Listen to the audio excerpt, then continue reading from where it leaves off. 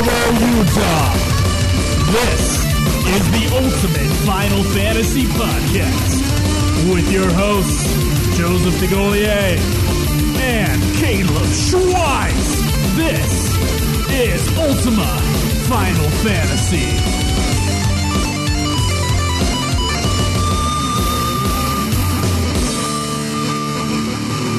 Welcome to another episode of Ultima Final Fantasy, the ultimate, super loud Final Fantasy podcast. I'm your host, Caleb. And I'm your other host, Joe. And today we're going to be reviewing Brotherhood Final Fantasy 15, Episode 5. Well, really, I know there's a 6th episode coming out. Yeah, with the game. But this is really going to be kind of our Brotherhood wrap-up, and then later on the road we'll have another episode on just number 6. Right, yeah. But we never titled any of these episodes Brotherhood Review. Yeah. So just for the sake of like OCD about the names of all of our episodes, this one's going to be our official Brotherhood review. So if you want to hear what we thought in detail of the previous 4 episodes, it's Final Fantasy 15 catch up, whatever the most recent one was, and then we from Flimpto to Prompto, and then Gladius Maximus and Ignis Minimus. Ignis Minimus. That's right. That'll give you guys our thoughts on the entire Brotherhood anime. So, yes. But before we get to that, Schweiss, where are you in Final Fantasy 11? Okay, so right now in Final Fantasy 11, I am doing late game item grinding. And that is about as exciting as it sounds. It's kind of, they're called ambuscades, and what you do is you go in and you fight a super boss, essentially, and you get points. The points are... Points? Yeah.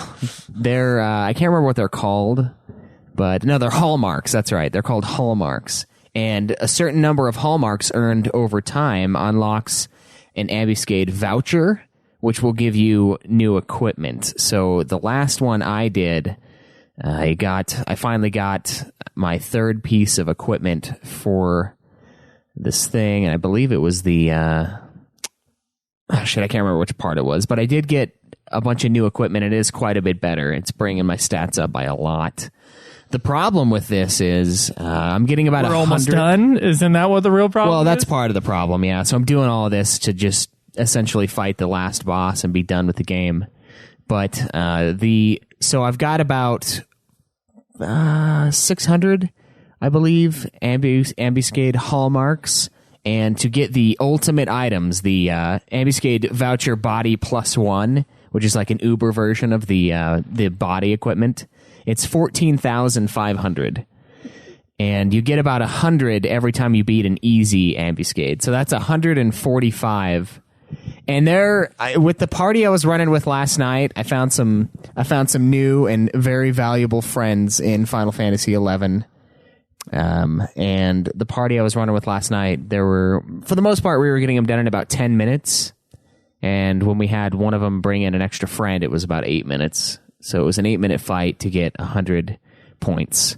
100 hallmarks. Do you think your new friends are willing to go through the Yggdrasil fight? I know one of them I could probably convince to do so, yes. Okay, all right, so all right. We can get you caught up to where you need to be. And they told us about these ambuscades. We didn't really know about them before. So they've been extremely helpful, and I will offer them a name drop at a later time when I have it ready, essentially.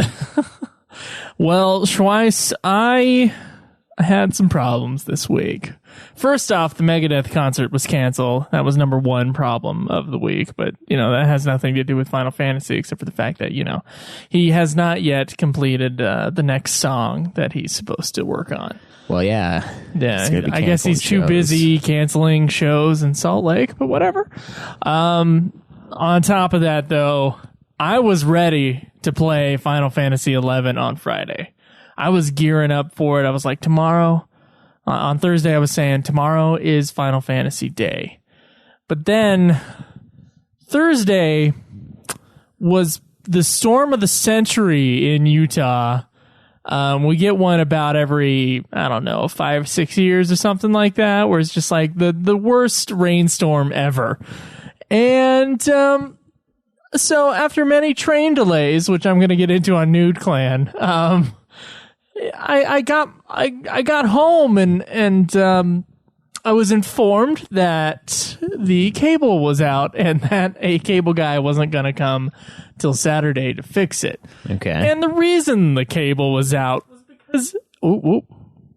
Gotta not touch my cord. The reason the cable was out was because a fucking tornado ripped through the town next to us and knocked out Comcast. Wow. And so I didn't have internet until last night. So it was Friday, but it was like late Friday, and I just 11 was not on my plate at that point. But I was, I was so pissed off.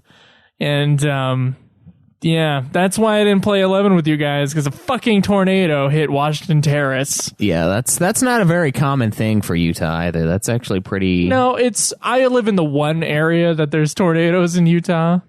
Salt Lake Valley gets them occasionally, and then Ogden Valley gets them occasionally. Yeah, it's not very often. It's not like... It really is like every 6 years or something. Yeah, it's not like the Midwest. Small tornado. Midwest. Don't you love how we call it? It ruined some people's houses, but mostly it knocked out my cable. Yeah. So yeah, the players that I was playing with, their names are Solane, Wicked Joker X, and Athena, and they were all way overpowered. And me, Krenital, and Solane were actually able to beat that boss, both versions, the Fight 1 and Fight 2 of that Yggdrasil Beckons fight, and it was not a problem. Well, they're way overpowered. So well, hopefully someone will help me on the next one, because apparently you guys weren't able to do it, which is a bad sign. It took me and Krenital, or a combination of all of us, I think 10 times to defeat the boss before Yggdrasil. Yeah. These guys, I understand that, I know Krenital's into this and you're into this, the entire grinding past 99 to get tiny little stat boosts every 15 hours of grinding. I understand that that's like the thing that'll make you OP, and maybe getting this new fancy armor is also the other thing to get you OP. Yeah. But oh my god, I do not have time for it. I do not. I don't know how anyone would have time for it unless they absolutely loved Final Fantasy 11 and played it for like 6 more years. Yeah, it's a lot of work, and I don't have time for it either. I'm starting to get behind on some things, but it needs to be done. I need to finish this game so that we can move on. Yeah, we thought we were going to beat it, and then we beat the previous boss, and then I caught up to the boss fight that you guys were on. You guys hadn't even started it yet, and then we tried it, and it was like... It was a wipe. It was bad, too. Yeah. Like, we didn't even get him halfway down. Yeah, it's rough. So I'm glad you made new friends, and hopefully they'll become my friends too. Because don't really have a choice. Yeah, we don't. It's either that or grind like crazy, which you don't have time for, as you said. So if anybody is listening and you're on the Siren server, whether or not your name is Minzara or Baindrum, if you're up to the point where you can do help with the fight, I would be much appreciated. I'll be playing on yesterday. Well, Baindrum can't because he's not in the quest line with us. Yeah, I don't know if Minzara can or what Minzara's doing, but yeah, we're on the last few fights of Seekers of Adulan. Yeah, we would appreciate any helping hands, any and all help. So yeah, that's the. That's where we're at. I'm afraid, Schweiss. I'm glad that Final Fantasy 15 is not coming out in 6 days. Yeah. That's what would be the case at this point. That would be quite the grind to finish this up in that time. Yeah, you think? I do. It'd be like, well, I'm going to take work off for 3 days, and then we're going to shout across the server, and hopefully some people will just carry us through these fights. Yeah, that's kind of what happened last time with Solane. Really carried the hell out of me. I can't believe how desperate you guys got to, like, let's just ask. It wasn't going to happen any other way. No, it really wasn't. No, it's not something that we could have done. We weren't doing the grinding necessary for the items to be able to take on these fights. It was bad, man. I don't even think we got him halfway dead on the fight that is coming up for you, Krenital and I. We didn't even get him halfway. Jeez. It was sick. And so the other guy took care of the other half then? Oh yeah, the other guy took care of most of it. It was pretty easy. with him. Really? Yeah. Pretty easy with him? Yeah. It was I need to know this guy. It was like no risk, essentially. I mean, we were getting hit and we were taking damage, but his healers were so OP that they didn't run out of mana really, and they just kept the heals up, and they were able to heal everybody at once. It wasn't just like a single shot heal. So I don't know. I'm looking forward to getting the new equipment that's available for me using these hallmarks, and I'm going to jump on again later today and meet up with those guys and grind some more hallmarks out. So hopefully Krinatal will be on, and you can be on by then. We could toss you in and start getting you some items. Yeah. All right. Well, real quick before we get into news, you can find us at ultimafinalfantasy.com. That's where everything's at, basically. You can join our forums there, ask us questions. Remember, we're in a question deficit right now, and we need to make that up. So if you guys could ask, some people got on and asked some questions, but if you guys could keep asking away, then we can keep answering your questions on the show and get some really good discussion points from you guys. You can also tweet me at Joseph Vigolier. Me at UFF Podcast. You can find our Facebook page, facebook.com/ultimatefinalfantasy. You can also find our Twitch stream, which, by the way, guys, we are doing our Twitch streams at, we moved the time. It used to be at noon, and now we're streaming at 11, which is too early for some of you. 11 Mountain Daylight Time or Mountain Standard Time, not sure. Utah time. At 11 a.m., that's when we're streaming these episodes live on Saturday. So if you want to come join us for that, please do. Twitch.tv/Ultima Final Fantasy. And last but not least, Patreon. $1 a month gives you the episodes as soon as we're done mixing them. It's true. And with the generosity of a previous donor bumping theirs up, we do owe another goal. We got to get Dave. We got to get Dave off of his tour. You know what? The guy, we told him that he needed to come do a cover with us. I think he pussed out. And then he canceled the show. Yeah, he didn't want to be, he didn't even want to be in the same state as us, because that's bad avoiding right there. That's unhealthy. Yeah, we got to talk to him about that. Maybe he's finding the song too much of a challenge to turn into a Megadeth song. The man's talented, but is this the limit? I don't know. Maybe he's got to take a year off to learn Japanese and then come back. Yeah, stick you to knee. He needs to go hang out with his old guitarist. Yeah, there you go. Yeah, Martin Freeman. That's right. Freeman could do it. Yeah. Oh man, that's so. Yeah, we owe that. So thank you guys for all of your donations to help the show out. It goes a long ways. Really appreciate it. Okay, Schweiss, we got some news. We do.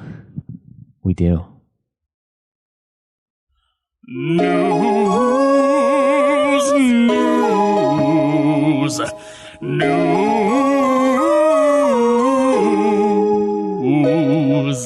Yeah. Final Fantasy 15 latest product placement. What? Is with Nissan's Cup of Noodle, baby. Oh yeah. I did not really even notice this in the anime. There were cup noodles in the Brotherhood. I remember seeing them, and they were like, yeah, it's good every once in a while. But there's a total image of just Nissan Cup Noodle, like a billboard as you're driving by here. And that is... Oh my God. That is phenomenal to me. They're going full Need for Speed mode on this shit. Or like any of the NFL games or something like that, where it's product placements everywhere. Yeah, it's pretty crazy. Like it bugged me at first with the Coleman thing, but then at the end I was like, yeah. It's kind of funny to me. I don't know. Yeah, and you know what? They are really cracking down on the fantasy meets reality idea, and I guess they're just making that reality make them a few more bucks. I don't know. I did finally see Kingsglaive, and I don't know how much reality is there, but yeah. There's another nice little cup noodle. Oh my God, they have cup noodle vans. Seeing like a mega distribution. This guy has a cup noodle food truck. Oh, come on. How is that going to work? Like who over there would be like, oh yeah, let's get crappy version of what we could just get. Oh my God. Cup noodle quest. There's a cup noodle quest you can take on, guys. Oh. What the fuck? Oh, there's a video here, dude. We're watching it. Final Fantasy 15 Nissan Cup Noodle. So they're sitting around the camp, and our Final Fantasy pinup man is essentially slurping the noodle. Jeez. So there is the ultimate selling out of Final Fantasy 15, the Nissan Cup Noodle. I would like to see, well, maybe, I know there was a discussion in the forum about, future FF games. Yeah. And it was talking about, like, the future style, and, like, hopefully, a lot of people were saying, hopefully 16 goes back to kind of what we had through 1 through 6, which was more of a traditional fantasy game. I say 1 through 5 because 6 was, like, steampunk. But, yeah. I don't know if they will, just because they need their product placement. Yeah, I don't know. It's something that I don't think they'll go backwards. I don't know. It's something they're going to move forward on. I'm pretty sure. All right, so Final Fantasy 15, we get a nice, tasty look at Shiva. Got some pics here, some screenshots from some Japanese magazine. Looks like. What do you think of her? She's smoking as usual. She looks a little. She's got this weird smile on that's like a fake smile. So I don't know. Maybe she's evil, like the dead eye smile. Yeah, like the dead eye, and she's got the dead eyes too. But man, those tracts of land. Yeah, tracts of land that are worth exploring. I think it looks cool, and there's some differences in the versions. Apparently, here's the Japanese version. We got Japanese in other regions. This one here, which I think is really cool looking, is the Chinese version. It's kind of like a dark blue hue. It's covering up her. And yes, it is. It's covering it up, but it looks cool as far as the color scheme goes. So that's cool. We got another summon. Now we got some Final Fantasy 15 bling here as well. If you guys haven't already spent enough money on not only the game, but setting aside funds for the 7 million DLC that the game is going to have. There are some watches here.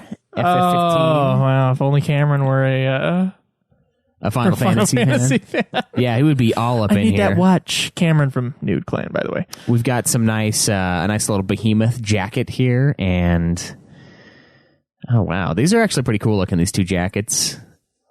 I don't think I'll buy them, because I can't read how much they are, and I'm not sure how much 155,556 yen is.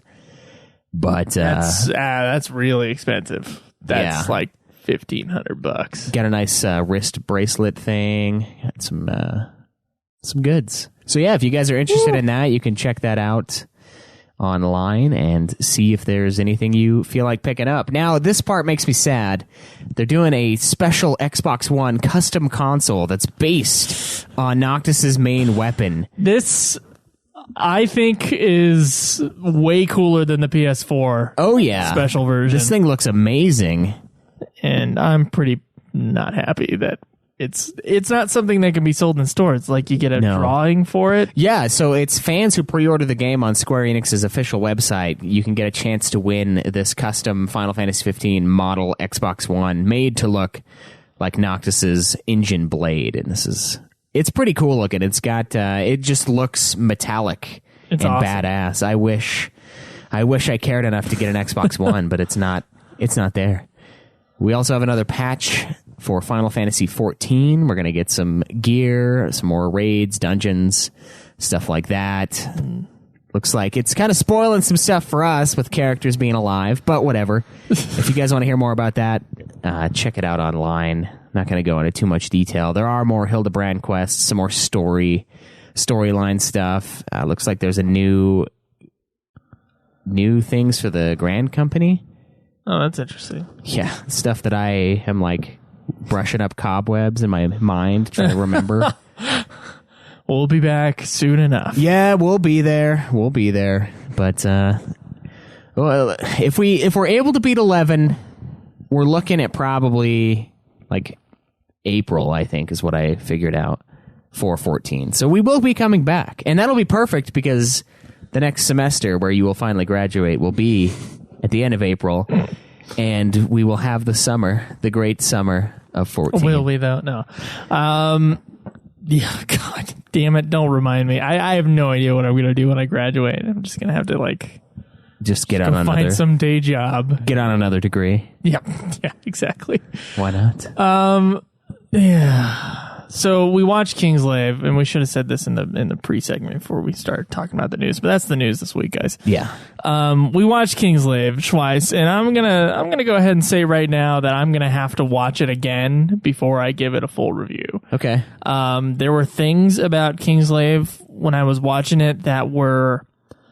Well, the movie's very dense with lore. Yeah. Which is not a great thing for a movie to be, but it is Final Fantasy, so it's like we're pretty used to that in their movies. Yeah. But it means that I will have to rewatch it so that I can understand, like, know who all the characters are and understand what the fuck happened in the first half of the movie. So that's kind of a thing with me for Kingsglaive. Now, I do wonder, Schweiss. This is just a question I'm putting out here for you. I do wonder, should we judge it as a movie or should we judge it as Final Fantasy fans? Because I'm telling you that will give you a different result with how you see the movie. We can do both. Okay. I think we should do both. And make sure that it's explicitly stated that this is our movie-loving side here on the left. Yeah. And then this right half is the Final Fantasy-loving side that's okay with the fact that it might not, that the other side might be wrong in the argument.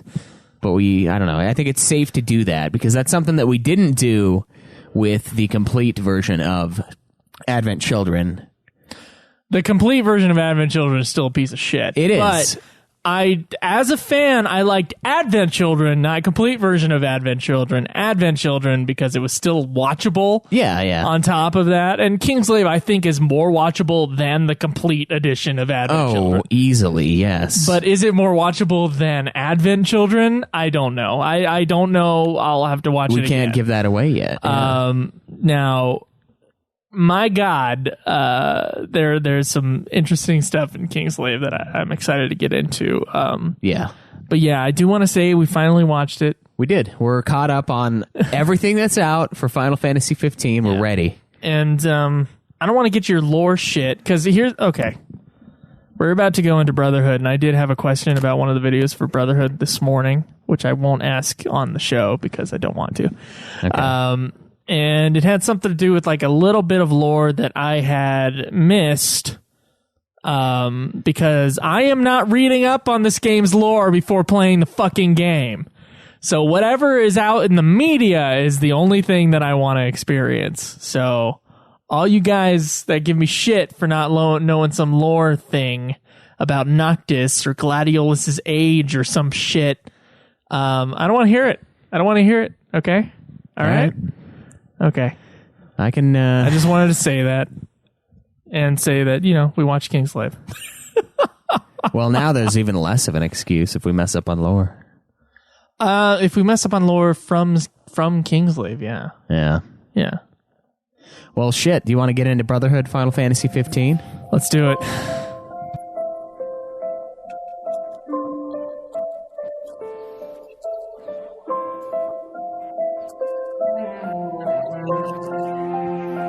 All right, Joe, what did you think of episode 5 of Brotherhood? Before I get into the making of and who did what, the whodunit, let's talk about episode 5.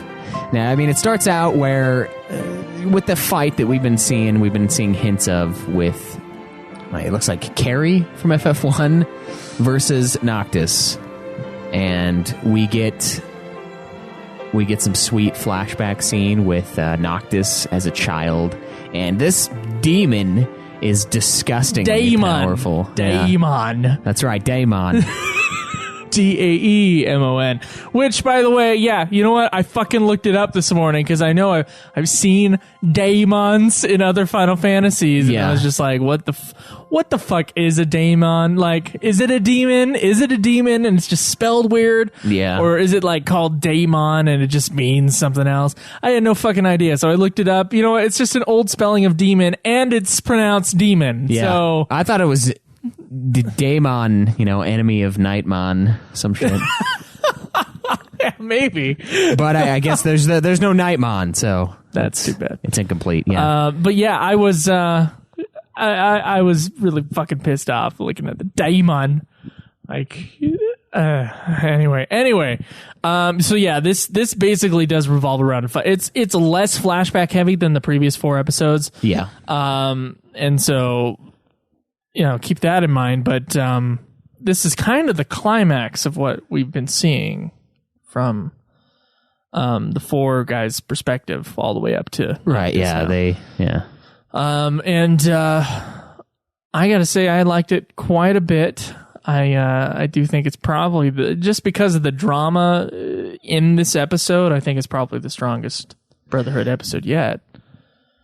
Yeah, I would agree. It was very violent too. I mean, there's a scene where the demon basically comes out and it attacks the group of people traveling with Prince Noctis and everybody, and they have this caravan for safety, but it just comes up to the window and just gores these dudes that are protecting Noctis. It just like slaughters them. I was like, oh my god. Sitting there watching it, and this thing is just stabbing into the windows, and I was like, oh, that can't be good. Then it shows them, and they're just like wrecked. And of course, Noctis has this caretaker. She doesn't really have a name, and she dies protecting Noctis. And the king comes up and basically just fights this thing back. Okay, so when the caretaker gets slaughtered, yeah, I do want to say that FF15 so far has not been the world's most violent game. Okay? Yeah. I mean, we've seen some Final Fantasy violence. This is mostly a teen-rated series. We've seen some Final Fantasy violence with, let's say, Aerith getting stabbed by Sephiroth. Yeah, or Type Zero. The Type Chocobo. Zero, exactly. The Type Zero trailer that we saw. Yeah. We haven't played the game yet. No. But anyway, like, blood is not a thing with Final Fantasy usually. Yeah. But with this anime, it just went like when she gets stabbed, she gets fucking like popped. Yeah, like, she pops like a balloon. Yeah, it's like a cherry tomato, and it's just everywhere. And of course, the king comes up, sees Noctis down, and then just like fights this thing back. What I thought was funny in the episode, though, is when Noctis is gonna go out and fight this demon, is like, okay, I'm seeking revenge for this thing, like killing my caretaker and killing all those people, and I just hate it. And they're like the party members, everyone else is just saying, "Oh, how can you possibly defeat it?" King Regis couldn't even defeat it. And then we get the flashback, and I'm like, he totally defeated it. He didn't kill the thing, but he like fucked it up to the point where it slid back into its little hole and hid. That's a win. Yeah. That's a win, okay? It might not be win by knockout, but it is win, like a technical victory after all the rounds are over. Well, and if it is in fact the same daemon, then that means that it's aged a bit. Yeah, it's out of its prime. Exactly. Your fighting years are only so long. And I don't think King Regis is much of a jumper, just he gets up there and smacks it in the face from like 30 feet. Yeah, King Regis he's aging very quickly. He's Solid Snake, apparently. And it's because he's using his life force, essentially, to keep the crystal going and keep the protective spells over the kingdom. So that's why he looks so old. And he's only like 50. But in Kingsglaive, he looks like way older than that. He looks like he's like 60, he 70. Looks like he's 80. His face doesn't look too... No, actually, he does look pretty damn old. His face looks pretty fucking old. And he's holding the cane, and I guess that makes sense because everyone's like, geez, dude, your dad is ancient. But like, he's not, but he is. And it's because he's doing all this Gladiolus stuff. is apparently 18, so... Yeah, Gladiolus is 12. Yeah. And Noctis is 7. Doing his handstand push-ups at 9 years old. Yeah, that guy, unstoppable. Pin-up contest winner, by the way. Yeah. So yeah, this episode was pretty good. I liked the build up to the fight. I liked how we were getting snippets of it periodically through the series. And did you just use the word snidbit again? I did. I think you used that last week, and I did. Called snidbit. I've never heard that phrase from anyone. Look, I've heard tidbit. Snidbit though? Yeah, snidbit. It's Crenitol. He's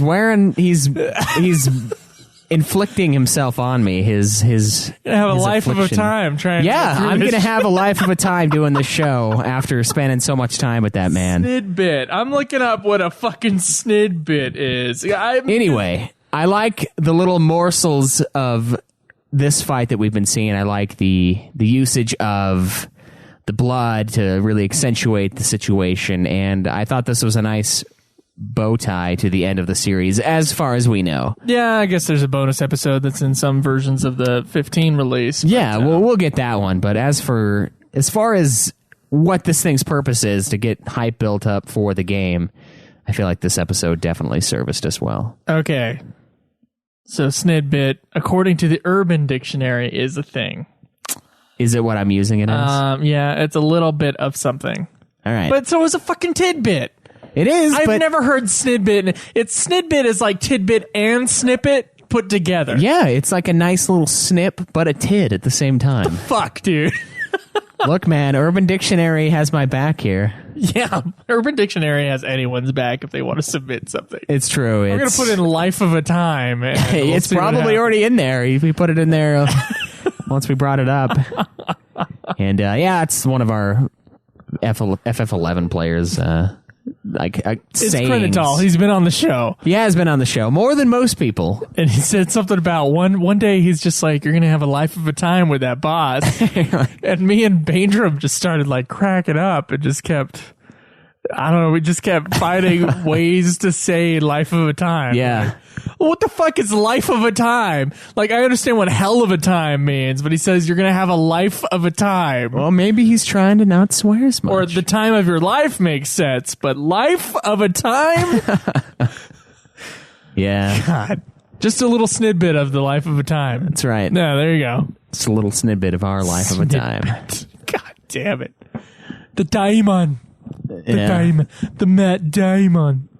Yeah. So yeah, I thought there were a lot of great things about this episode, not just story wise, but dramatically. I thought that the death of the caretaker lady was really well handled, and the emotion of both that scene and how it tied in with the scene with Noctis. What's been great about the series as a whole, as we've seen these characters, we've actually gotten to know these characters more through the first 4 episodes. So what happens in episode 5, we feel more connected to. Because we've been watching these characters for about an hour right now of our lives. We've seen their development, who they are, where they came from, why they're here, and that gives us more of a connection, more of an emotional connection to the drama at hand, to the fight. Yeah, I think it works much better than, let's say, episode Denzel or something like that, where, yeah, there's cool things in it as a fan to see, but yeah, you don't have the emotional attachment to Denzel. Yeah, not as much. Otherwise. I mean, he's in Advent Children, but it's... Even then, you don't get that much time with him, and, you know, whatever super emotional thing that happens in episode whatever, if it's with a character that you don't care about yet, it doesn't really... Then it won't hit. But with this one, I think it you know...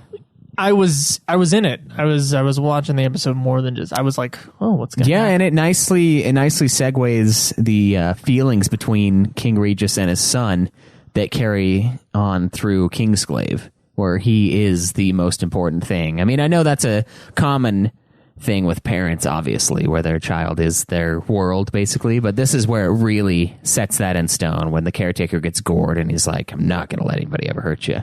And then, of course, something happens in Kingsglaive where a lot of things are given up to try to keep that promise alive for Prince Noctis. And I thought it was it's a good bit of content. And I'm excited for the anime. I'm excited to get another episode when the game comes out, because I think, honestly, it's very well done, and it's been interesting pretty much the whole time. There's a few... not from Plumpto to Prompto was kind of eh. Yeah, it spent a lot of time on him like losing weight, and there wasn't a Rocky scene where he's just running behind the dude, and then we get the Eye of the Tiger playing in the background. That was in it. It was in it, but it wasn't. I want Eye of the Tiger. If there's no Eye of the Tiger, there's. I mean, I still enjoyed the episode, but yeah, definitely out of these 5, that one's probably the weak one. Yeah. The other one's thoroughly entertaining and interesting. Yeah, especially this one. Yeah, it was a nice climax for. So if you haven't seen this last episode, spoilers, Brotherhood, it's pretty good, and I would suggest that you check it out.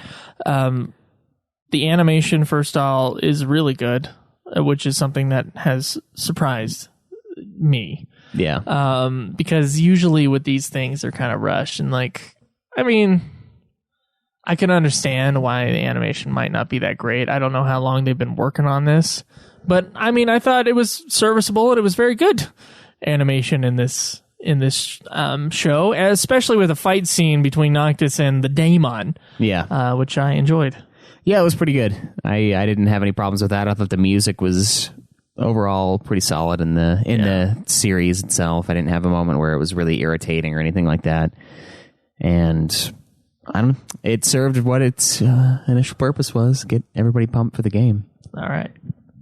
All right, so Brotherhood is a web-based animation series directed by Soichi Masui and written by Yuniko Ayana. The series was co-produced by A1 Pictures and obviously Square Enix. A1 Pictures also helped Square Enix with the On the Way to a Smile animated film. Okay. Yeah, they did the animation for that. I can kind of see that. Looks pretty similar. The setting and story are based upon the upcoming Final Fantasy 15 video game, which is still connected to the Fabula Nova Crystallis subseries. Come on, guys, just drop it. I know. It doesn't matter. The series documents events and details of the main characters of Final Fantasy 15 and was originally announced during the mega event Uncovered Final Fantasy 15 on March 30th, 2016. We all know that Brotherhood combined with Kingsglaive as part of a multimedia rollout of Final Fantasy 15. They ended up actually choosing this format because they didn't feel like creating additional games to cover all the story and lore that they had. They chose movie. That's an odd choice anime. for Square. Yeah, it is. Like they're the 13-3, 10-2. They go all out with that shit. But maybe they're turning a new page with the failed sales of Lightning Returns, at least compared to the rest of the trilogy. Maybe that's part of it. I don't know. They didn't say anything. So, yeah, that's basically it. That's all the information you have behind the scenes of all of the useful info. Yeah, it's just part of their big marketing plan, which honestly, I think this is the most successful part of their marketing plan so far. The Brotherhood? Yeah, I think it's more successful than the little game that no one's played, and I think it's definitely, critically more successful than Kingsglaive. Yeah. And not that many. I don't feel like that many people have seen Kingsglaive yet. I mean, it's kind of dissuading me to not buy it in a way. I did end up buying it, but the fact that I'm getting the movie with the game, but I can't rent the movie now to watch it, and it's only available in like one theater at noon on a Tuesday in New York City. And no one can go watch it in theaters, so it's like, okay, do I watch it? Do I spend $16, buy it digitally, even though I know I'm going to get it later with the game? Or do I not? And a lot of people, I feel like, are probably choosing to not, unless you're like a mega fan and super into it. I don't know, though. Maybe you guys have all bought it, and we're the only ones that didn't watch it until this week. But I feel like that's kind of a bad way to release Kingsglaive. If it's not going to be a wide release and you're going to have it available digitally, you really should have it rentable. Like $3-4, rent it. A lot of people would do it, but buying it a second time, that was tough for me. The only reason I did it is because I wanted to watch it that day and you were over. Yeah, that's a good point. And I need to watch it again somehow. I don't know how, but I need to watch it again. Well, it's through my PSN account, so. Okay, so we might be able to do something. But yeah, I totally think Brotherhood is worth watching. All the episodes, including from Plumpto to Prompto. Yeah. Just to get you initiated or to bring you into the world of Final Fantasy 15. As far as I can tell, even Kingsglaive, with the exception of the ending of Kingsglaive, nothing is really spoiled as far as like what the game 15 is going to bring us. Yeah. Whatever's in Brotherhood is stuff that's already been established with the demos. And whatever's in Kingsglaive is, there's one big bit of lore that was brought to us in Kingsglaive and then one plot point, which is going to set 15 forward. But nothing is being spoiled, and they're totally watchable without having to play the game. Yeah. And so I want to, for anybody who's like hesitating on watching these things and saying I want to play the game first, which includes me, because I kind of wanted to play 15 before I watched Kingsglaive. Yeah.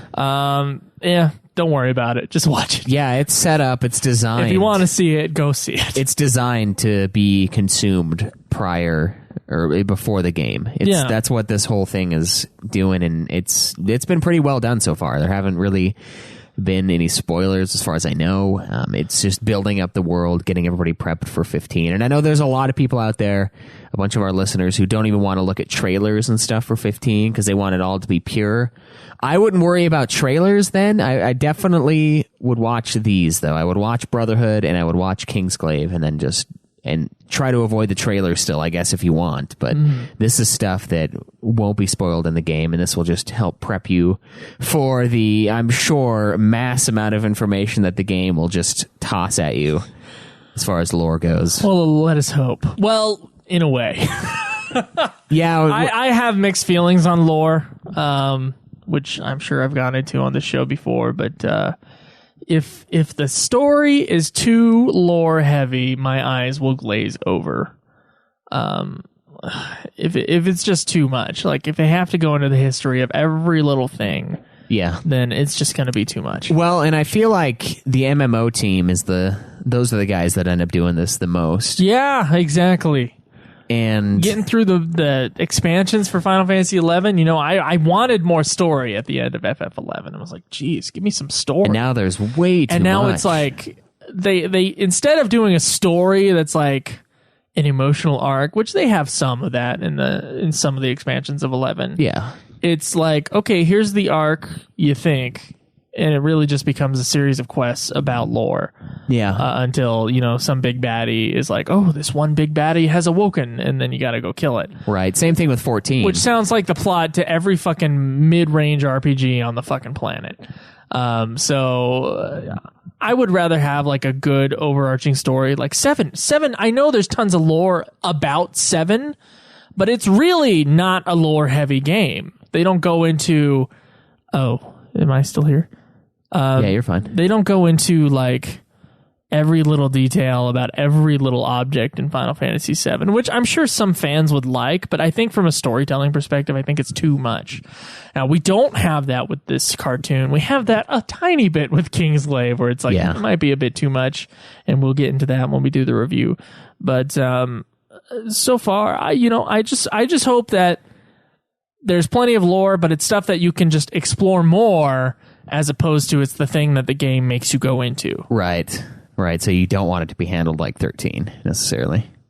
13 had a ton of lore and didn't explain it that well anyway. Yeah, I feel like they're going to avoid that with this game, just based on what I'm seeing so far. I don't think that's going to be an issue. I could be wrong, but... It seems like the setup is simple enough that they could have a good, solid, simple story in 15, which is what I'm hoping for. Yeah. Keep it simple, stupid. Right? Yeah, I mean, 14 is the same thing as 11. There's so much lore going on, and it's overburdening, honestly. It's too much to try to keep track of everything. It is way too much. If you're playing it with one character to do a playthrough to get the story, it's crazy. Even in 14, a modern MMO, that's just how MMOs are. If you can't retell the story in 4 sentences for anything, then it's too much. And frankly, it's like I have to do a Diablo 3 review today, and the story is unlike Diablo 1 and 2, where you could just say, hell has been opened up into the cathedral, and it's your character's job to go down and destroy it. That's the story of Diablo 1, right? Yeah. Okay, very simple, and you can build some, subplots on top of that, but the story. That's the story, and that's the ultimate goal of your character. Now, what is the ultimate goal of 14? Well, or what is the ultimate goal of Diablo 3? It's different for each half of the act. Yeah. It's like there's some demons. And then there's a crown thing. You got to get the crown thing in order to do this thing. In order to do this thing, you have to do this thing. And then this guy dies. And then, like those plots can happen, but as long as you have like a solid story arc, it'll be better. And I'm hoping for that, something simple like that for 15. When I say simple, I mean like a good structure underneath good simple structure underneath whatever dramatic, arcs are happening. Yeah. At the same time. So, this is a very ethereal conversation, but I think look at 14, look at how kind of clunky the storytelling aspect is of 14 for the most part, and then look at the earlier or successful FF games. We know, okay, Final Fantasy X. Okay, here's Final Fantasy X. Your guy comes from the future, or from the past, right? 1,000 years in the future, and he is taken along this journey where he has to help this girl go kill this monster. So that entire game of Final Fantasy X, I realized that was the worst explanation of Final Fantasy X in the world, but it's, you gotta go kill Godzilla at the end of the game, right? Yeah. And we learn more as the game goes along, but it's not forcing a fucking plot twist every goddamn 5 seconds. Yeah, that's true. And so, sometimes, I would say it seems like a lot of times RPGs go into that, I would say Dungeons & Dragons thing where like, ooh, here's a new twist. It's more about your own character and, the game itself and less about the story. But, Final Fantasy has always been story-based, or it has been since FF2. Yeah. And so I feel like that's something that needs to be equally as important as the gameplay. And it needs to be an emotionally compelling story and not so much shove lore down my face so that, 10% of the people who play it will be really into it. Yeah, and then the rest will just be like, that's not a good way to go. I like the gameplay. It was cool. If you have a ton of lore, just make it a side thing. With Brotherhood and with Kingsglaive, I'm feeling better about the setup of 15, that it won't be that way. But I guess the question at the end of the day is, do these two things make you more excited to play Final Fantasy 15? Yes, they do. All right, they have succeeded in their multi-platform multimedia rollout for the game. That's the whole point, is to build the hype up. Now, unfortunately, the delay is going to kill some of it, but I don't know. It still seems like it's Will alive. It kill it though? I feel like more. I don't know. Well, maybe now that you've watched these things, maybe that's why you feel more. Yeah, maybe that's it. Ooh. Maybe you're just ready. It's all part of the plan. Yeah, you're buying into their corporate overall plan for the game. There you go. All right, Schweiss. Well, I believe we have some questions. We do. Questions for us. We want to hear from you.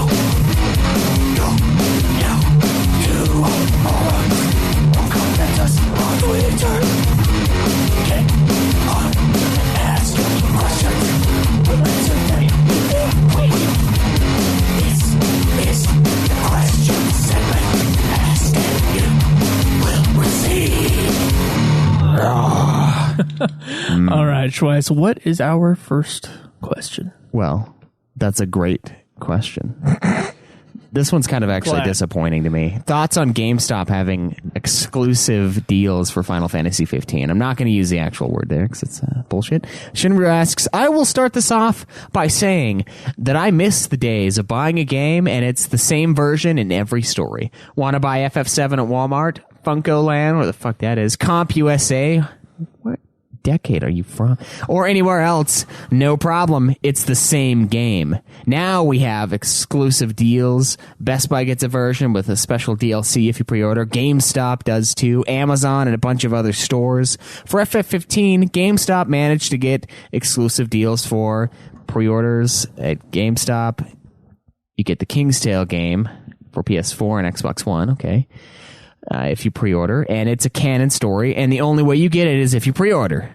Kind of fucked up. I'm sure there will be a way at some point. Probably. Yeah. FF15 PS4 Slim Bundle can only be bought at GameStop. It's an exclusive console to only their stores. Okay. I don't know. It just seems kind of wrong to me. What are your thoughts on this? Also add the fact that different stores will give you different pre-order DLC. Joe? We talked about it a little bit last week, and I fucking hate it. I want the days where we just had the game that you bought in the fucking store. Now, I realize that games are more complex now. Certainly a lot more money is being spent on games.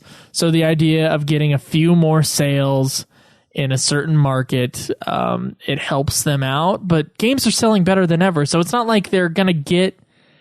I don't know if they will even get more. It's just that GameStop will get more sales. And maybe this is sort of like a, hey, give us a good review in Game Informer and we'll get you more sales of Final Fantasy 15. That's what that sounds like to me.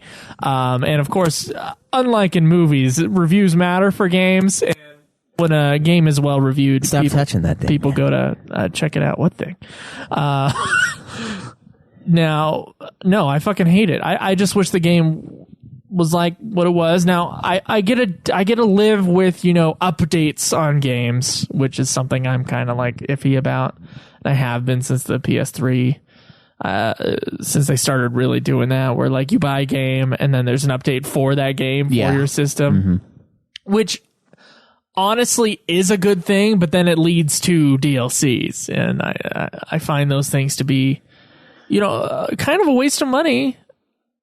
If it's something that's important to the story of Final Fantasy 15, I would hope that they wouldn't make that a DLC. I can understand maybe some little bonus thing, but I don't like it.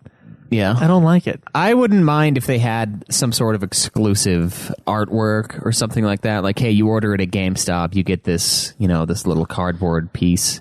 It's that shit is a design. It's in the game shit that I have a problem with. Yeah, right. But I mean, at the same time, this is a separate game. It might be canon, but does it really matter that much? This little side-scroller thing that you play as King Regis, does it really make that much of a difference? I don't know. That part is pretty upsetting, that they would have a game not included in all the versions that is a canon storyline to the game you're purchasing.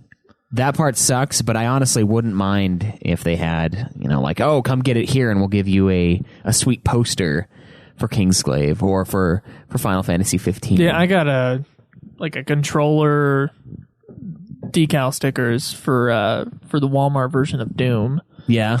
And I thought that was awesome, but at least it wasn't like, oh, and you get this bonus level, and it's like, okay, fuck everyone who didn't get this game at Walmart. Yeah, that's not okay. I feel like DLC is fine if it's, like you said, if you add enough content, if it's something that I can explore that's fun. I don't like the pay to win functions that some games have. But platinum. Yeah. And that kind of a thing I'm not as okay with. I mean, if you want to sell, armor designs, different stuff like that, that's fine. I wouldn't have a problem with that. I would never buy it. I would never spend money on just, aesthetics in a game, but a lot of people do. And for that, it's fine to exist, but as long as it's not something that's directly related to the story, I guess I'm okay with it. But it is kind of messed up to have an extra, like a bonus chapter of 15 that's, you got to order it through GameStop. Stupid. It is. Let's see what the other listeners say. Fucking hate it. Ganty Rose says, I personally hate this day and age of DLC everything. It's a little ridiculous. I remember playing games and completing tough challenges to get awesome new weapons and armor. Now you just pay money and get it. It loses achievement factor. I am not a fan of DLC, but unfortunately I have bought DLC. Burial at Sea, all of the Fallout 4 DLC, things like that. It's just the way gaming seems to be heading, unfortunately. Doing the canon story as a pre-order exclusive only through GameStop is kind of super BS to her. Let's see. I agree. Jake says he's strongly against exclusive rights to specific retail companies. This is a bad trend, and the industry is following it. While in the past it has mostly been cosmetic things that are exclusive, but an exclusive game, a King's Tale, pending information about a later release, is absurd. GameStop has already shown irresponsibility in such affairs, with them monopolizing Xenoblade Chronicles. I like DLC as long as it's justified within the campaign length. Borderlands/Fallout 3 doesn't cut content to release it later as a DLC 20-hour campaigns. But shorter games, it's unjustified to have DLC. Back in my day, you had to earn the Master Mune and Worm Harrow Blade. If somebody can just buy it for $1.99 in a store, it really kills the drive to get things like Order of Ambrosia. A nice picture of that. Let's see. Will4551, also not a fan, says it sucks. Buying 2 copies of the game from 2 different stores due to this. You're nuts. On the other hand, since I am such a big fan of Final Fantasy, I've been waiting for this game for so long, this is the exception where I'm not really bothered by throwing them a few extra bones and getting 2 copies. That's not a few extra bones. Unless you're like a high-end hooker, maybe. And that's what you mean by bones. But really, most of the stuff that's missed out on, it's exclusive DLC, and it won't kill you to live without. So whatever. That's a good point. If it's stuff that's not super needed, like the Prompto VR thing, is that really something we're going to give them shit over? No. I don't think so. I would give him shit for doing that, wasting money. Wasting production money to do that. I like the inner, financial conservative within is like, no, what are you doing? This thing sucks. Just looking at it, I'm like, Jesus. Just got it. Gimmick bastards. I don't think it'll sell you 1 extra copy of that fucking game. No, it might sell the VR. Maybe that's why they did it. They're like, dude, guys, product placement. You guys are down, right? Have Prompto wearing the VR thing, the PlayStation VR headset, and then we want you to make a VR video game. Like, all right. We'll do the first-person shooter. Right. It might sell the PS 4.5 or whatever the fuck they're calling it. Yeah. But it won't. I don't think it'll sell an extra copy of that game. Yeah, but honestly, I agree with Will here. If it's not a big deal, if it's not something that's completely necessary to the story, who gives a shit? I don't care that I missed out on that Doom. I don't want to be reading a wiki and be like, in the specific Xbox DLC, it was revealed that blah, blah, blah. That's true, yeah. That I don't want to happen. No matter how fucking small. Now, if it's like, I don't know, like a hard mode, I don't even know. Like, I don't think anything should be that way, honestly.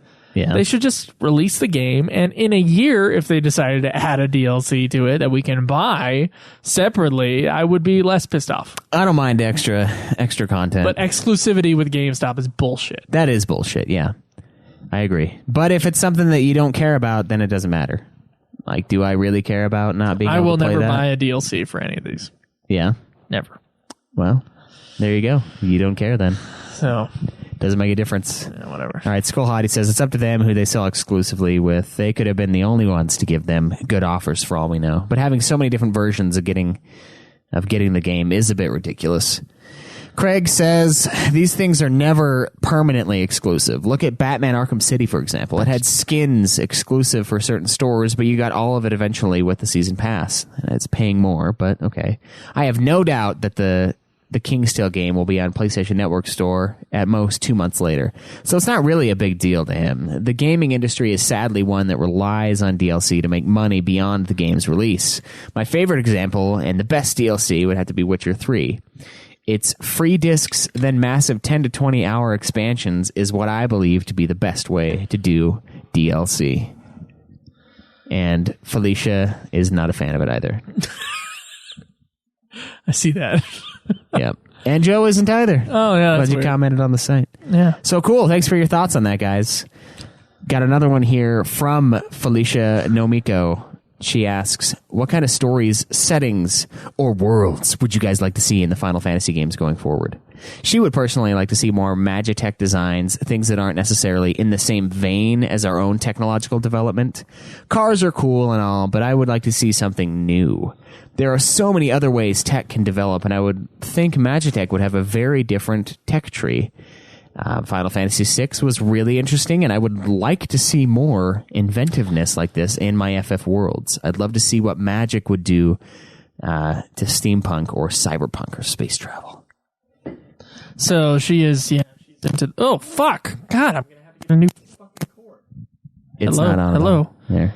Okay, I like the hellos. I hope that helps. Yeah. I would like to see them experiment more, that's for sure. There definitely has been a trend, with the exception of the MMOs, there has been a trend towards the more futuristic games ever since. FF6 had a little bit, but mostly FF7 on. Yeah. FF7 was kind of a futuristic game. FF8 was a futuristic game. FF9 had space travel at the same... Well, so did FF4. But FF9 was kind of a step down, but then... No, I guess we have It's mostly just 13. It's mostly just 13 was the most recent one, and 12 had some of it too, and 15 has it. So the kind of the main series games for the last 10 years have been really kind of futuristic-y with their fantasy elements. Yeah. So, you know, the idea of going back to maybe a steampunk world or maybe a pure fantasy world like the old days. I would like to see 16 or 17, FF16 or 17 go into that. I would be very interested in seeing that. Yeah, that would be cool. I do like the idea of exploring different veins of technological advancement. I mean, obviously we know how our tech tree evolved as humans on Earth. Yeah, thanks to Civ 5, right? Yeah, Civ 5 taught me everything. I didn't even know what the Industrial Revolution was before Civ 5. But, you know, we saw how that played out. We see what we have now. And I do think FF6 is a cool idea with the steampunk thing being like, okay, this is where we're at. We're stuck here. We're Steam. This is the future. Of course, we moved on beyond that semi-quickly, and we're like, okay, screw that. We're going to do electricity and gas and combustion engine. We're going to go, right? I do think it would be cool to see more of something along those lines. Like FF10 is zany in that way. It's got the tech is just, there's like no rhyme or reason behind half of it. In Xanarkand, it's crazy. Yeah. Right. The pole with like the ad, the TV screen thing, like what the fuck is that? I'm pretty sure that's an electricity world. Yeah, it's definitely a field where they've got an electromagnetic field around that planet, and they utilize that. I think it would be cool if we saw different versions of reality in the game. And I don't know what I would like to see. Maybe something, I don't know, Planet of the Apes style, where we once had it and now it's destroyed. Oh, they've done that a couple times. And they have done it, but I want it to be like a mega tech reveal. So it seems like it's an old school, like fantasy. It's just straight up like FF6 in the way that, magic is lost. It's gone. But it's like everything is gone. Tech is gone. Because in 6 they still had tech. They still had the magic armor. They just didn't have magic. Yeah. I think it'd be sweet if it was, you know, they found the Statue of Liberty and they're like, oh my God. And then they spoiled it on the cover, just like in the movie. Well, they find airships in a couple of the older games. They do, yeah. And that's a good example of it. Technology. It's ancient technology, but it's epically better. They had mist power in FF9. Yeah. So there was something there, which is sort of steampunky, sort of magic. Not sure still. What about they find the lightsabers, and that's the future? Yeah. Oh, there we go. I don't think they'd be against that, considering how much they've ripped off Star Wars in the series. So.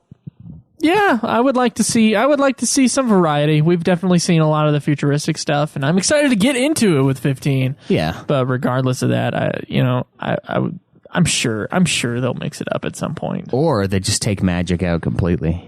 Yeah, only our MMOs. They go heavy Final into Fantasy the realism meets fantasy, so it's like it's just there's no magic, they're just people. And they're fighting with swords. What are you gonna do? Shinra says he wants to see a Final Fantasy game without much technology, and he wants FF16 to be this. Kind of mix it up a little bit, since it feels like since 10 we've been getting super futuristic games. Felicia herself was thinking something similar, then she remembered FF11 and 14 would go pretty fantasy heavy. That's true. But for a standalone game, you are correct. They do kind of go more modern, futuristic. But I would say that started with 7, 9, and 10 dipping into the fantasy more. But not to the level of the Nintendo era. The tone, I assume she meant, of the games really shifted after the PlayStation games. Will is pretty happy with the modern type feel they're going with in the games like 15 and whatnot, but he wouldn't mind a change of pace for 16. I feel the modern aesthetic they're going for in 15 may have a wider audience appeal, so I wouldn't be surprised if more of that comes out if it's positively received. It's a good point. They will go with what works. Richard says, I wouldn't mind more old school Final Fantasy, like Dragons and Wizards, maybe even a return to Ivalice with the new tactics. Singing the Craig tune. Yeah. Matunica says, I think more anime/chibi style games. Ha ha ha ha, no. And then he says, fuck that. I want it to be a lot more cold-hearted, be a lot darker, and really make you feel for the game, bring out emotion. FF7 was really good with that, and 6, when Kefka's killing all the summons, it still haunts me. I don't think that the games are as hard-hitting anymore, even with Saz supposedly committing suicide. He thought, nah, he didn't do it, and he was right. They pussied out of killing him off, but they need to be more ruthless, like in FF2 and 3, where everyone who helps you dies, and in FF2, when they go to hell when they die. That's true. Yeah. I like all that. Yeah, I want more Ivalice. I think Ivalice is great. I think the series needs to grow up, frankly. That's the one thing that, to me, is the problem, is that they had an opportunity in FF12 to, like, move on. But instead they had to, like, shove in the teenage character. And I don't know. I feel like it needs to grow up just a little bit. Yeah, I think it does just too. like our party character makeup. Like, and I don't understand what I'm done with the cutesy characters. Fucking done. I don't understand what the holdup is either. It's not, like we've discussed at length on this show, it's not that kids want to play kid characters. You don't want to be a kid when you're a kid. You want to be an adult. You think. And then you become an adult and you don't want to be an adult anymore. But when you're a kid, you want to be an adult. So why have these kid characters in the games? We need it to be something like Type 0, but better. We need it to be violent. We need it to be I think Type 0 real. has a bunch of teenagers in it. It does, but it has... But it's violent. It has like a real feel, is what it looks like. I mean, we haven't played it, but it looks like it pulls on a lot more emotional strings than any of the other games might. And, of course, that might be completely bullshit, and we might be wrong, but I like the idea of that, and I feel you with that. I think the series does need to grow up a little bit. I mean, most of our audience base, everyone's in their, like, 30s for the most part. Yeah. Late 20s, early 30s. That is Final Fantasy right now.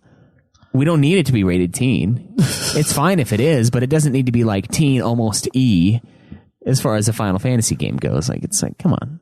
You can throw some more mature themes in there and play around with some more darker advanced stories, plot lines and darker stories, things that are more emotionally drawing on you. It pulls from you and it makes you care about it in that way, whereas it hasn't really been that way for a little while, honestly.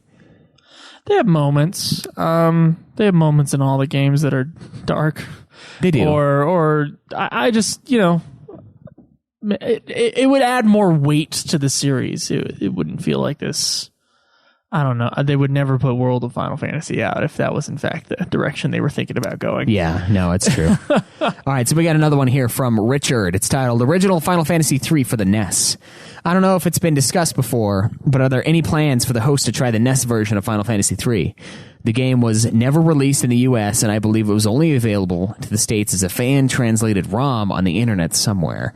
Does a version of the game not being released in our location justify the ROM use? I have played this version of the game. I downloaded the ROM back when I was just discovering ROMs, and I loved it.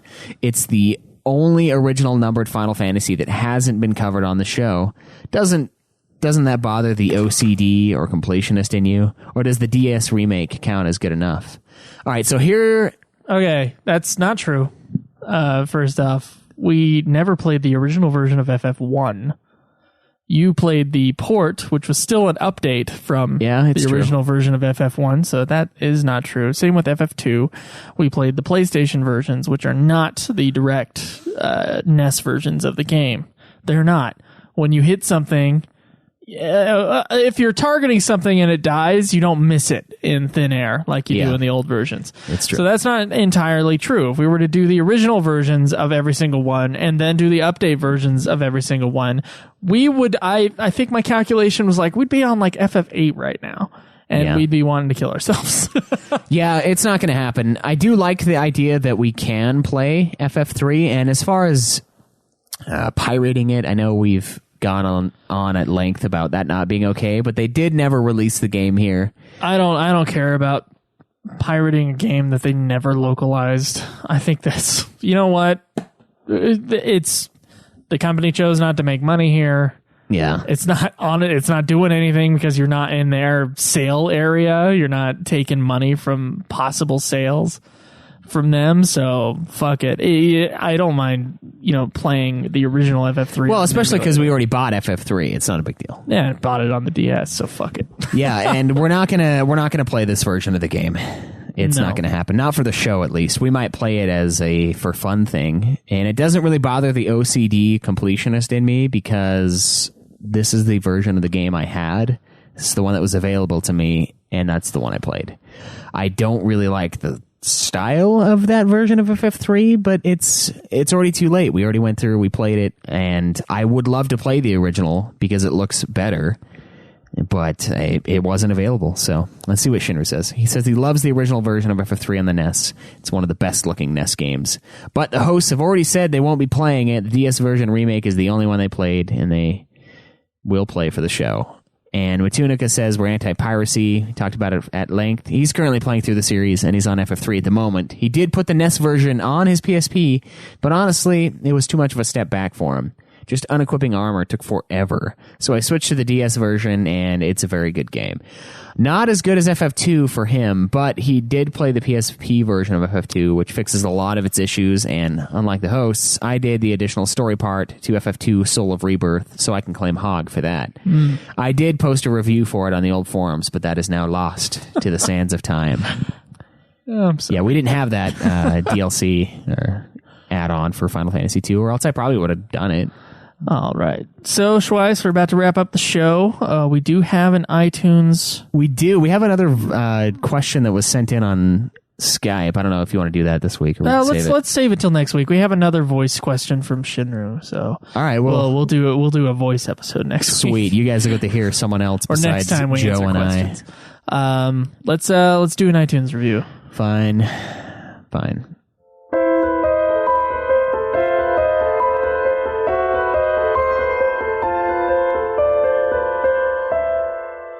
iTunes reviews. iTunes reviews. Oh man, I love this review this week. I'll tell you what. Yeah, I love it too. Let me tell you. All right, so this is a 3-star review from Danzings. It's titled "Joe is a grumpy old man." #Team Schweiss. Thank you. Thank you for the 3-star review. It means a lot to me. I feel like it. I feel like it's perfect.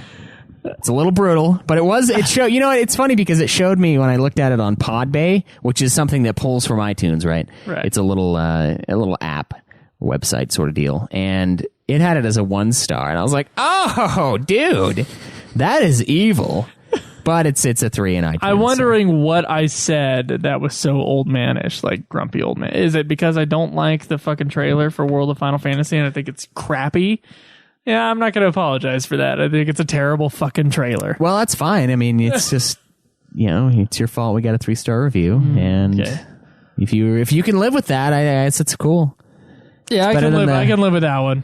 Because he didn't give it. I think because last time he said there was a guy who said he liked you and didn't like me. But he gave us 1 star. But he gave us 1 star. Yeah. And I'm like, Caleb's half the show. At least give us 2 stars. I know. But this guy gave us 3 stars. He gave you your due, I guess.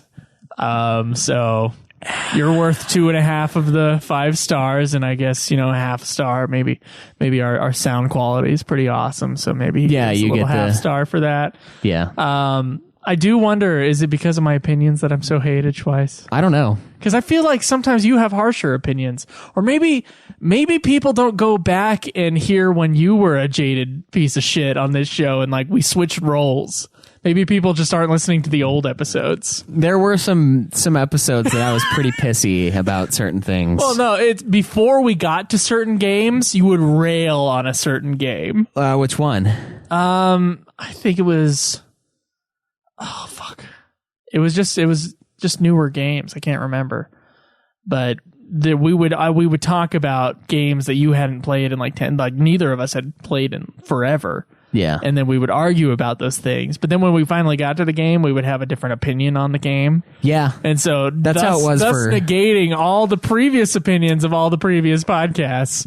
And I feel like back then you were much more jaded than you are now, and now I have become the jaded one. It's weird. It happens. You know, my grandparents did that too. Like for a long time, my grandpa was like a jerk to a lot of people.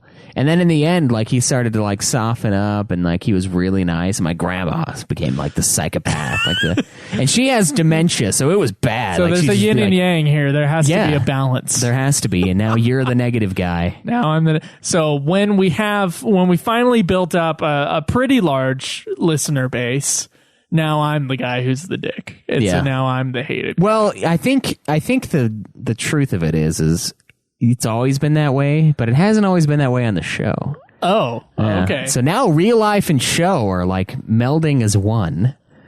Yeah, I guess you're right. But you know what? And it's happened to both of us. You're right. With FF13, I was like, no, dude, I don't want to play FF13. Oh, that's right. It was FF13. I don't want to play that fucking game ever again. And you were like, FF12 is the worst game I've ever played in my life. And we were both wrong. I mean, now I don't want to play 13 necessarily again because I went through and did the 130-hour platinum or 110 hours, whatever it took. But it is funny that we were like, okay, it wasn't that bad. It wasn't that big of a deal. I was just mad because I paid $60 for a game that held my interest for a week. Okay, so on top of that, we do a weekly show. So, like, depending upon my mood, like, my mood last week was not great. And so, like, if there's some stupid piece of fucking news, like the worst World of Final Fantasy trailer on the fucking planet, then I'm probably not going to react to it that well. And some people may call me an old man for whatever my views are on certain things. I don't know. Like, I am also younger than most of our listeners are. Yeah. So it's kind of funny to me when they call me an old man. It is. I guess. It is. But you know what? Believe what you want to, whatever it takes to make you happy. There you go. I haven't used that thing in like forever. I haven't used that drop in a long time. Brush the dust off there. Speaking of old men and their ways, Joe asked us last week a very... Well, it was like 2 weeks ago. But Oh, you're right. It was 2 weeks ago. A nice question from us to you. I think we should dive into that. Let's do it.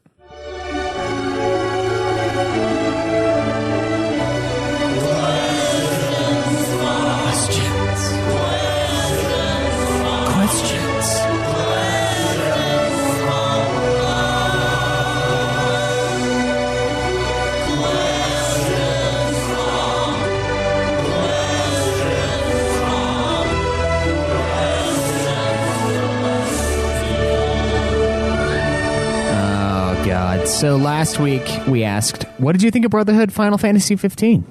Let us know. Here are the responses. This was put out a day before Brotherhood 5 came out, so some people reacted to be like, it's not out yet. Yeah. So that's what Shinru said. He said Brotherhood still needs to finish. I think episode 5 comes out soon, and then we have the secret 6th episode on the collector's edition. And then he goes off about Kingsglaive, which we're not going to go into yet. We will use that later, though, Shinru, so thank you for your interest in the question and your failure to answer. Felicia Nomiko says, I'm enjoying seeing the world. Okay, do you hear that? Okay, that's the dick that I'm talking about. The Schweiss, I would never say something like that. Oh, whatever. I would never do that. What? Do you remember? Schweiss is such a fucking cock monster on this show. Do you remember? Saying those backhanded things to our listeners. Our listeners who have gone online onto our forum that takes like 12 steps in order to fucking log on to. I'm sorry, I tried my best, all right?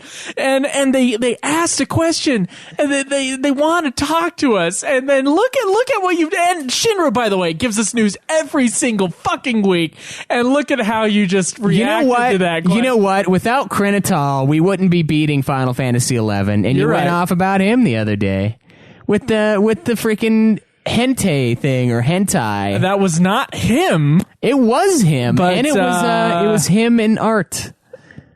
Okay, well, did I ever say their names on the show? Yeah, I think you did. I think you said Krenital. Caleb, Craig, did I ever say their names? I don't, dude. I tried not to say their names on the show, but so it was implicit. Way to go. No, I thought the situation was funny, so I said that. I did not say who they were. Look, man, I'm just saying. If this were the old days, I would censor this part of the episode. I can't do that now. Nope. So, it's because you don't care. See that? It's because you don't care enough. If it were like the old days, I'd censor it and hide the truth. All right, so Felicia says, I'm enjoying seeing the world and a little of the story. This is a very different FF game and feel from the others, so it's a nice way of setting my expectations for the look and the feel of the world. I also like getting some background info, but I am a bit worried. This could mean that they went really light on the story in the game and are using this web series as a way to make the story feel fuller when we play it. I might be wrong, and I hope I am, but it seems to me this would be a clever thing to do. On the other hand, this might mean fewer flashbacks in the game, which is a good thing. If they use them well, they could make references in the game to stuff we've seen in the web series, which would be more natural than an exposition train via bad dialogue. You remember that thing we did last week when we did that thing? Ugh. I could be overthinking it too, and it might just be a promo thing they are doing. We writers overthink stuff sometimes. All right. I think it is definitely a promo thing. That's clear. Will says, have really enjoyed Brotherhood so far. Going to try to watch the last episode tonight when it streams at 8 p.m. Nice to have content in regards to how the main cast meet and their relationships were before the game. Wish we had more episodes and that the length of them was a little bit longer. But hey, I'm grateful for what we have. Good for Prompto for getting the weight off, and that Gladio for being able to do handstand push-ups. That is impressive. All right, Richard says, I haven't seen the last one yet, but I really enjoyed the other four. They're just nice, little contained stories that make me really like the world of Final Fantasy 15. I think they're way better than Kingsglaive. That thing was all over the place, and I had no idea what was really going on. If only they could make an anime of the other Final Fantasies like 7, 8, and 9, I'd watch the crap out of those. But Tunica, they had an anime for 7. Well, they had two. They had the Last Order thing, and then they had episode Denzel was animated. That's not canon, though, the Last Order. But still. You're right. It's not canon, but it is well done, I think. So I think it's worth watching. If you haven't heard of it, go check it out. Yeah. Just finished the final episode, and overall, very good. A massive improvement on FFU, which I own and have watched, so keep the commentary coming, Ultima. Oh, don't you worry. Don't you worry, there's one coming. It is, yeah. I suffered through Final Fantasy Unlimited and need to know someone else shares my pain. I already feel a connection to the main characters, and now I can't wait to see Kingsglaive before finally playing Final Fantasy 15. However, Prompto is already annoying him. All right, fair enough. Nox Knight just finished the last episode. I'm not an astute critic, but I really enjoyed the anime. The episodes were short, but contained quite a bit of content. Throughout the episodes, I really got to know the characters and their motivations, especially Noctis and Gladiolus. Noctis can at times be a spoiled prince, but he also has the weight of a nation on his shoulders. Gladiolus is driven by family and duty. Ignis and Prompto were less interesting to me, as I felt they were one-dimensional, Prompto being a bit of an airhead and Ignis being relatively expressionless, but I still enjoyed their individual episodes. The last episode was the best, in my opinion. Brought out the feels when Lich went crazy on the convoy. I think Noctis is going to be a great main character and look forward to seeing how the game builds on what we've already seen. Okay, so listen to his review there, and I think he's got a lot of really good points. Watching this show, we know what the characters are like. That's something that lesser made shows would not have been able to give us. They would have given us something like generically moody. You know it's what like I mean? Fan service essentially is what it usually ends up being. With this show, we've seen like Noctis pull the vegetables off of his hamburger and shit like that. Yeah. And you're getting little moments that, maybe you wouldn't have gotten in the game, and maybe you should get them in the game, but I think they're little moments that I think are worth watching for any fan of Final Fantasy, and just the fact that you can explain the character. Yeah. That's a really good sign. It is. That's a great sign for the anime, and that's something that I hope we get moving forward from the Final Fantasy media. So let me ask you, before we talk about Kingsglaive, whenever we decide to review that, what is Nick's character motivation? Duty. Okay. All right. You answered that quite quickly, because I couldn't think of an answer. Yeah. It's what does Nyx want? He wants to protect those who can't protect themselves. Why? Because he was in that boat, and he failed to protect someone in the past. And now he wants to atone for that failure. Yeah, you might be right. You might be right. I told you I need to rewatch it. I watched it twice. I've watched it twice. If it is in fact, it should be more clear, I would say, as a first time watch. Yeah, that's fair. The fuck the character wants. Yeah, I'll give it a rewatch, definitely. All right. Skullhottie says, I thought it was good. It wasn't amazing, but it was enjoyable and didn't have any huge flaws to bring it down. It did its job of telling some background to the story and gave us a better idea of the characters' personalities and why they're a part of the group. Also, did you notice the car was self-driving at the end of the last episode? I didn't, actually. Nope. No, I did not see that. Stola said, I thought it was a good addition overall. I think the difference in the Foundation, Galati, Ingus, and Prompto relationship with Noctis is interesting. Okay, so he likes seeing how different it was that they came into contact with the prince. Yeah, except for Ingus and Gladiolus, theirs is basically the same. So for the people that watch it, it looks like it's mostly positive.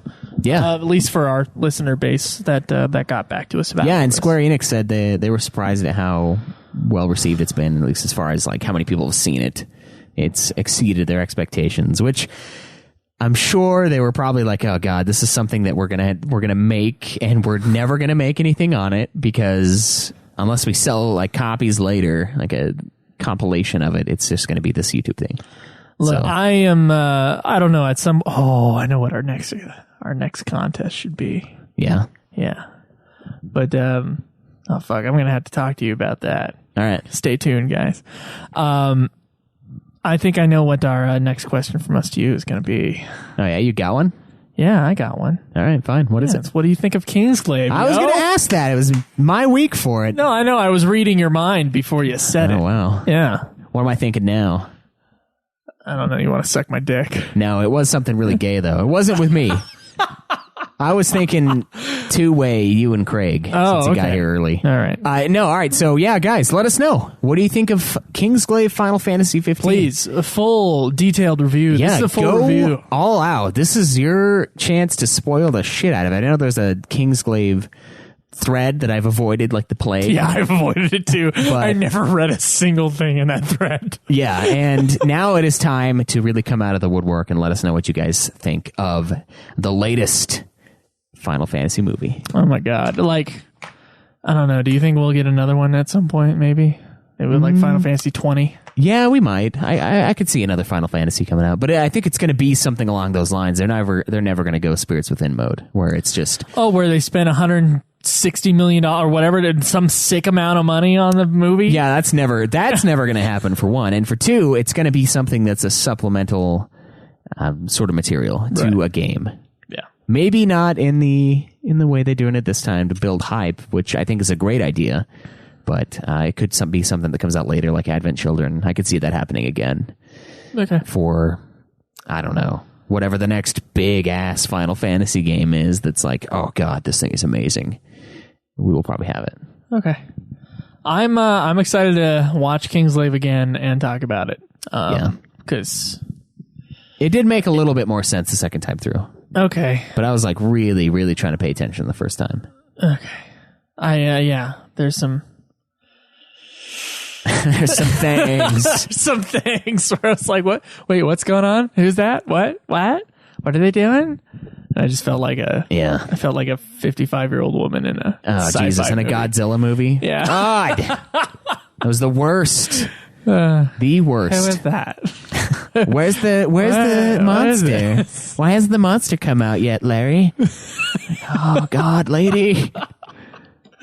All right. Well, before we end here, just, go to youtube.com/Ultimate Final Fantasy and subscribe to us there. You can go to facebook.com/Ultimate Final Fantasy, like our page.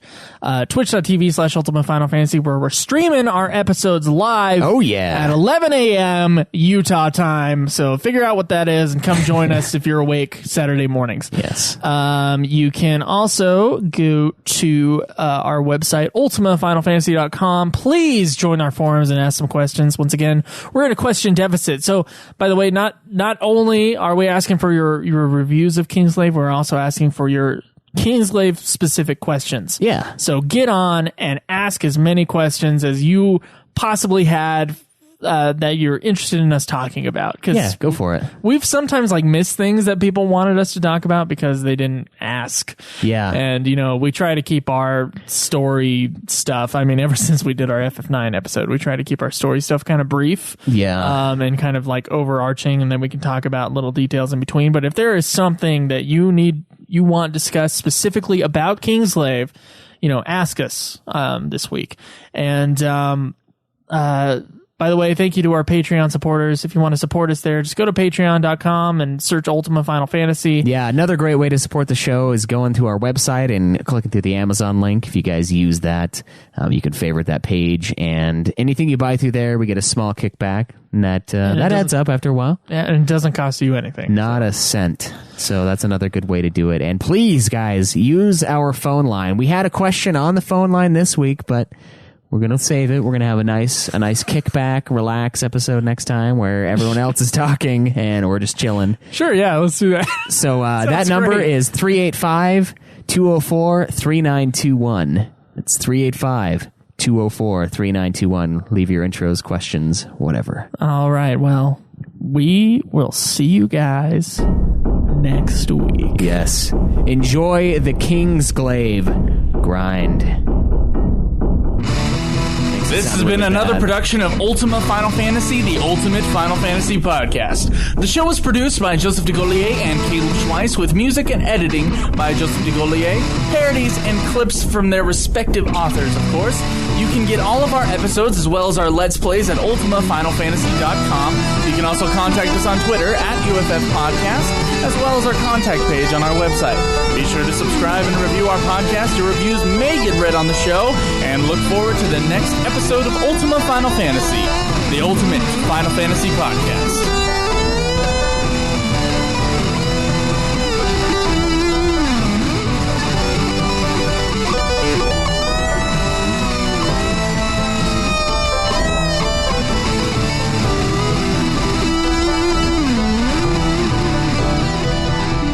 Okay, one quick thing before I stop the recording. Me and Schweiss are going to be doing a Getting Fat episode every other week. So if you guys were fans of Getting Fat at one point, you can go back onto that feed. We're going to be doing something special for the short film that we're making called Emmanuel's Song. And even if you're not interested in that film whatsoever, for those who are asking for a movie podcast, this is what you're going to get from me and Schweiss. So while we're making this movie all the way up to its premiere, about every other week, we're going to be coming out with an episode on the Getting Fat feed about it. So please join us there if you haven't already, and there will be Facebook links and shit like that later on as well. Yeah, check it out. It's an exciting project, and we're looking forward to it. So yes, so check out Getting Fat this week, and now we'll see you later. Yes.